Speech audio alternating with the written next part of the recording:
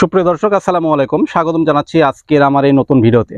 আজকে যে বিষয়টি আলোচনা করব সেটা হচ্ছে যে মাজরা পোকা।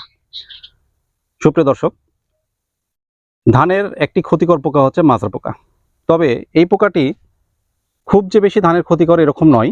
যদি আমরা পরিকল্পিতভাবে ম্যানেজমেন্ট গ্রহণ করতে পারি বা ব্যবস্থাপনা যদি গ্রহণ করতে পারি, তাহলে আমাদের মাজরা পোকা সহজেই দমন করা সম্ভব হয়। সুপ্রিয় দর্শক, মাজরা পোকা সাধারণত মথ এসে ধানের কাণ্ডের মধ্যে ডিম পেড়ে যায় এবং সেই ডিম থেকে বাচ্চা ফুটে, বাচ্চা থেকে লার্ভা হয়ে এই লার্ভাটা ধানের কাণ্ডে কুড়ে কুড়ে খায় বা ধানের কাণ্ডটা কেটে দেয়। তখন মরা ডিগ বের হয়।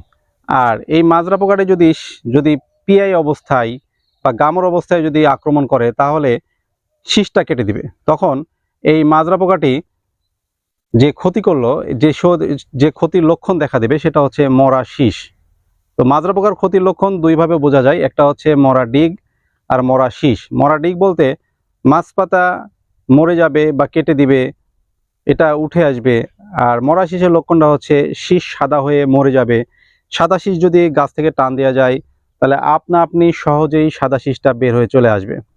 আর শীষের নিচে দেখবেন যে ফোঁটা ফোঁটা দাগ থাকে এবং মাজরা পোকার যে মল যে পায়খানা করে, সে পায়খানার সেখানে খুঁজে পাওয়া যাবে। তো সুপ্রিয় দর্শক, আমরা যদি মাজরা পোকা দমন করতে চাই, তাহলে আমরা কি কি পদক্ষেপ গ্রহণ করতে পারি?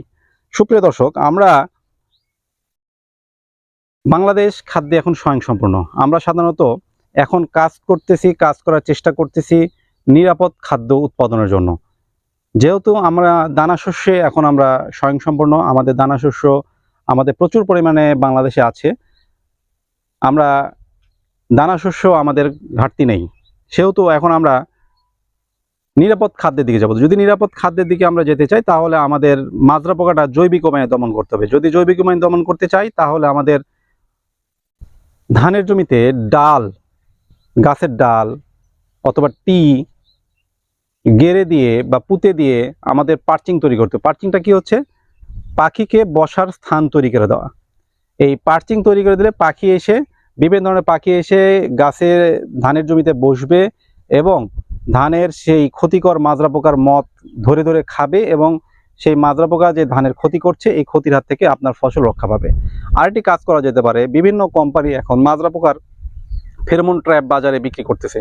এই সকল ফেরোমন ট্র্যাপ প্রতি 3 শতকে একটি ফেরোমন ট্র্যাপ আপনি যদি মাজরা পোকার ট্র্যাপ ব্যবহার করেন, তাহলে আপনার ধান মাজরা পোকার হাত থেকে রক্ষা পাবে। এরপরেও যদি মাজরা পোকার আক্রমণ বেশি হয়ে যায়, যদি মাজরা পোকার আক্রমণ আপনি ঠেকাতে না পারেন, তাহলে রাসায়নিক দমন ব্যবস্থার মধ্যে আমাদের যেতে হবে।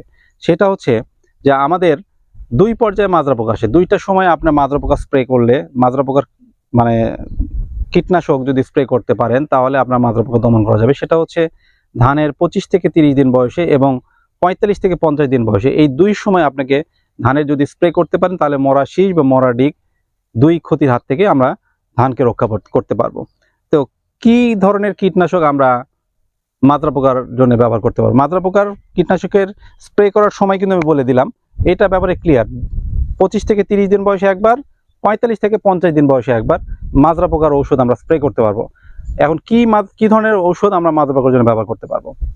বাজারে বিভিন্ন ধরনের মাজরা পোকার ঔষধ আছে, যেমন কার্টা প্লাস অ্যাসিডামিপ্রিড, কার্টা প্লাস এমাবেকটিন প্লাস ইমিডাক্লোরোফিন।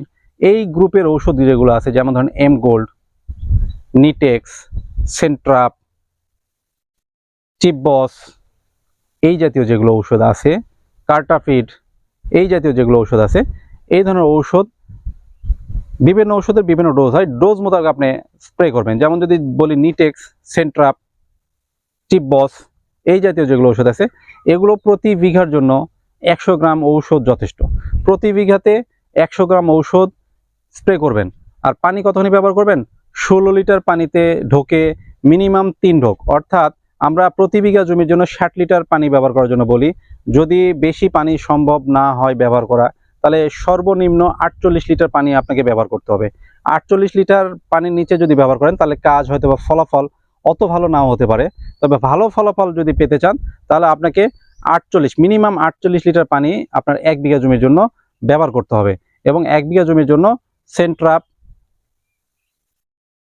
নিটেক্স, টিপবস এই জাতীয় ওষুধ ব্যবহার করবেন 100 গ্রাম। তো সুপ্রিয় দর্শক, আপনার ধান ক্ষেতকে মাজরামুক্ত রাখুন, অধিক ফলন ঘরে তুলুন, এই আশাবাদ ব্যক্ত রেখে আজকের ভিডিও এখানে শেষ করছি। আসসালামু আলাইকুম, আল্লাহ হাফেজ।